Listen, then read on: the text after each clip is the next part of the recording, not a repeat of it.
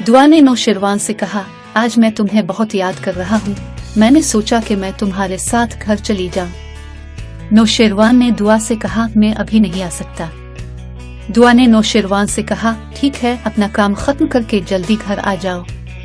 नौशेरवान ने दुआ से कहा, मैं बाद में बात करूंगा। दुआ ने नौशेरवान से कहा, मैं तुमसे प्यार करती हूँ। नौशेरवान ने अपने मुहाफिज से कहा, जब भी दुआ से इस शख्स के बारे में पूछा, मैंने इसे मौत के घाट उतारने का सोचा।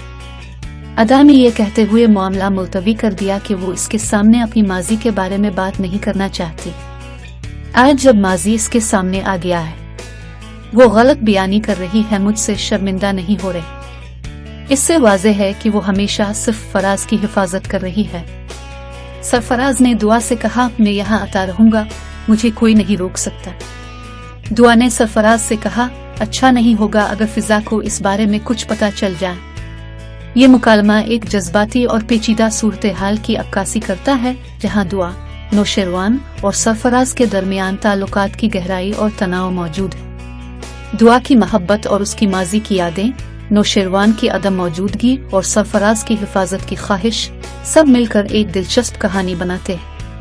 अगर आप इस कहानी को मजीद तरक्की देना चाहते हैं या इसमें कुछ खास तब्दीलियां करना चाहते हैं तो बरा करम बताएं।